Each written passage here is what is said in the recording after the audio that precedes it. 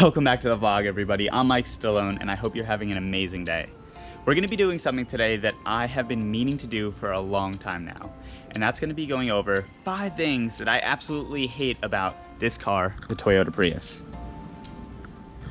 Now, let me stop you right there because you're probably thinking to yourself, Mike, how is there 5 things that you hate about this absolute unit of a vehicle? Well, I'm going to do my very best to show you 5 things that I really hate about this car. And if you're already part of the channel, welcome back. Thank you so much. It means the world to me that you guys have been subscribed to my channel and watching all the fun, goofy, cool things that I've been doing to really show and trying to put speed into perspective. And I know that must sound like pretty funny because I'm standing in front of a Toyota Prius, but I promise you that there's a lot of really cool cars on the channel, and I've got a lot in store for us moving forward, and there's going to be a lot of really high horsepower cars, and you know, we're obviously going to be trash talking the Prius, but it really is an okay car. I guess it's an alright car. And guys, if you are just joining the channel, or if you're new to the channel, please subscribe. It would mean the world to me. You could join the family, and moving forward, like I said, we're going to have a lot of really cool, interesting things, and I got a lot of different experiments, a lot of car reviews. We're gonna have very high horsepower cars. So if you could smash that subscribe button, I would really appreciate that. And I'm looking forward to having you join the channel and going on this ride and journey with us. We're gonna be growing day by day. And all right, let's get right into that car review. Well, the 5 things we hate review kind of thing.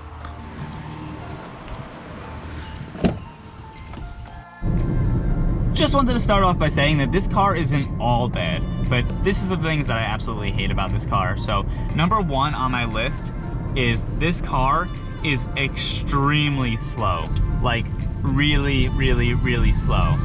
I've never driven anything this slow in my entire life, and probably not even the go-karts at all at like an electric rental track.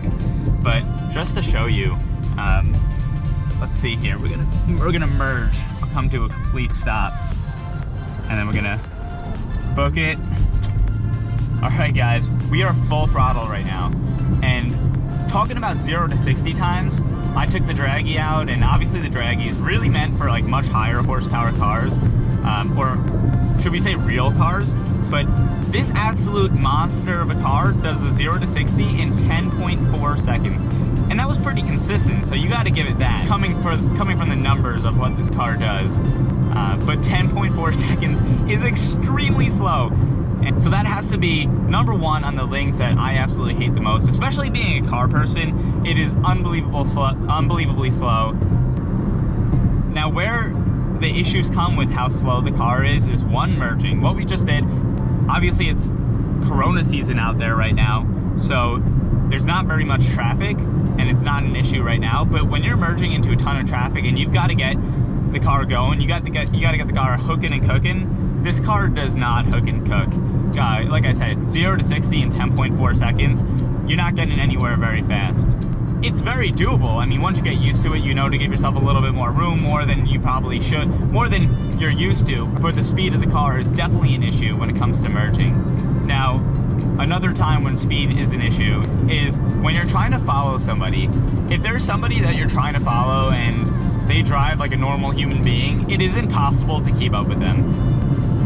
You know, it's one of those things where, you know, most people probably wouldn't have the issue with, what is this guy doing? I mean, that's another thing. I'm not going to include it on the list, but lack of respect that you get in this car, and this person shows it very well. What was I saying before this person rudely interrupted me by cutting me off? It really wasn't that bad. I'm making a bigger deal than it should have been. Just a typical Prius owner over here, a Karen Prius owner. But yeah, when you're trying to follow somebody and they're somebody that doesn't really take into consideration that you're driving a Toyota Prius, it makes it very hard to follow. So you have to almost always get the address. Alright, moving on to number 2 on the list of things that I hate about this car. It is probably extremely hard to believe that you get a lot of crap for owning this car, but I will tell you, there is a ton of shame that comes with owning a Toyota Prius. I'm gonna give you a little bit of a background to me. I've been a car person my entire life. I learned how to ride my bicycle at the drag strip, and the car that I had before this was an Infiniti Q50, but everybody knew, or so everybody knew that I was in the market looking for something practical. At the time, you know, where I was working, I needed a car that was good on gas, and I was driving about 100 miles per day at the very minimum. So it made sense to downgrade a little bit and get into something that was a little bit more practical. So everybody knew that that was coming, but there was not a single person that thought I would come home with a Toyota Prius.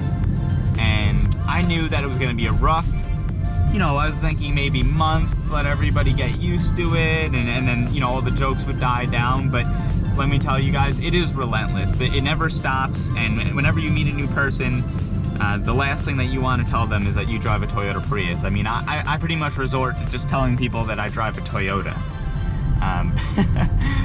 But, all right, here's that merging power again. Unbelievable. Let's get back over here. Usually I have to hold my arm across the other person's chest to make sure that they're okay, because it scares them sometimes. But all right, so moving on. I thought, like I said, a month, maybe 2 months, the jokes would die down. It doesn't. It's just constant. It's relentless. It doesn't stop. They don't let up, and it's hard. It's hard on your character. And my own dad, he won't even let me park the car in his driveway. I have to park it in the street. So it's pretty sad, and it hurts your feelings sometimes. But you gotta push past that, because you're driving a Toyota Prius, man. You're getting lots of miles per gallon. You're not getting miles per gallon, you're getting miles per gallon. And that's really why I got the car in the first place. So I have to keep telling myself that and push past all the terrible things. I mean, look, I've had group chats made up making fun of my car. Literally the name of the group chat was Mike's Prius. I constantly get bombarded with jokes, like when a Prius drifts, they call it the electric slide. Ha ha ha ha. I mean, it is kind of funny, but it gets old, and it's one of the things that I hate the car. I should have put this as number one. It was number one of the things that I really don't like, but we'll leave this as number two. Wow, we are cruising through this list. Number 3 is when you remote start this car. Now, Toyota has this thing where if you put a remote start into the car and then you go to open the door handle after you've remote started it, it shuts off. And that is one of the most frustrating things that happens, especially in the dead of winter, or, you know, it doesn't even matter. It's just frustrating in general. So you start the car and then you go to get in it and it shuts off. And I was thinking about it, and look, there's nothing that tells you probably shouldn't be driving this vehicle than opening the door and it shutting off on you. I mean, I've been shut down by girls before, but this is the first car that has ever shut me down. Unbelievable. I mean, I get enough crap from owning it from other people, but even the car shuts me down. So, moving forward, number 4 on the list of things that I do not like about this car. I don't know, was I doing 5 or 4? Whatever. You guys tell me. So, the 4th thing, kind of piggybacking off the 3rd, is it takes forever for this car to warm up. And it takes equally as long for the car to cool down in the summer. And that's just something that's frustrating when you're trying to get into a car and you expect it to warm up pretty quickly, and it takes forever. And I mean, sometimes I get to my destination and the car still hasn't been warmed up, or the car still hasn't been spewing out cold air, and that's just frustrating altogether. I mean, I've had cars where you get in it and within 30 seconds to a minute, the car's already warm, or the car's already pushing out cold air. And I get it. There's gonna be days that's 0 degrees or lower than 0 degrees, or very hot days that takes a long time for the car to adjust to that temperature. But it takes longer than most cars, and you would think that this fine piece of machinery would have instantaneous cold air or hot air on demand, especially because it doesn't have heated seats, which we all know is an absolute necessity when you drive a car. Alright, now the last thing, number 5 on the list of things that I hate about this car is, I mean, you get the car because you want to get good miles per gallon. There's really no other good reason to get a Toyota Prius other than you need to drive you have to drive very far distances, and you want to get the most miles per gallon, best bang for your buck with this car. this should be something that's on the positive, and honestly, it probably would be on the positive as well. It's probably going to be. We're just talking about weather and kind of like piggybacking off of 3, 4, now we're up to 5, and issues with this car and inclement weather, whether it's either hot weather or cold weather, is the miles per gallon. So this car gets significantly worse miles per gallon in the winter when you have to use the heat than it does in the summer.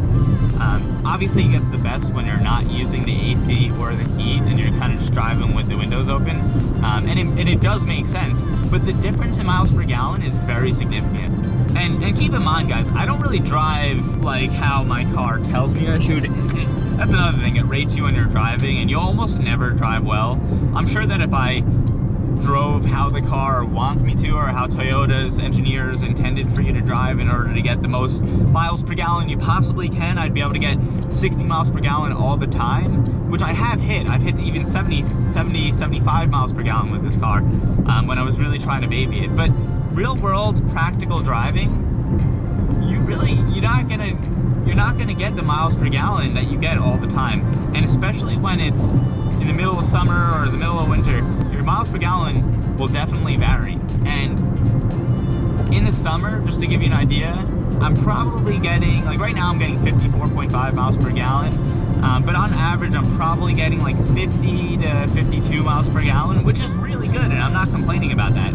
But in the winter, it drops down about 10 miles per gallon. So I get anywhere between 39 and like 42 miles per gallon in winter, which, look, again, there's nothing to complain about that, but it is a significant difference, and I really didn't expect that when I got the car. If you're in like the middle of spring or autumn and you're not really using the AC or the heat too much, or maybe it's a hot summer day and you got the windows open, you're gonna get way better miles per gallon.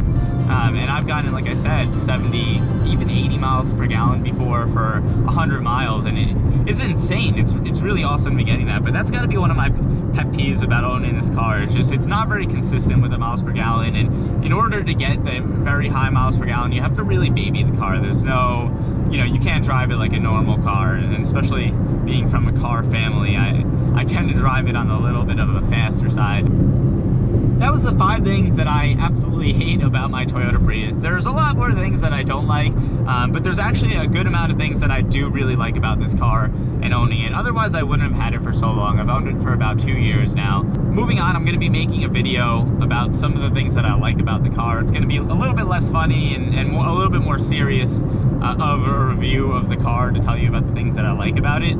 But keep in mind, this isn't all the things that I don't like. So if you have any questions about owning one, or if you ever thought about owning a Toyota Prius, definitely let me know. I wouldn't say that I know everything, but if you have a question specifically about this car, I'll probably be able to answer it. And overall, I think it is actually a really good car. But those are the 5 things that I absolutely hate about this car, and hope to see you guys in the next one. If you haven't already, subscribe.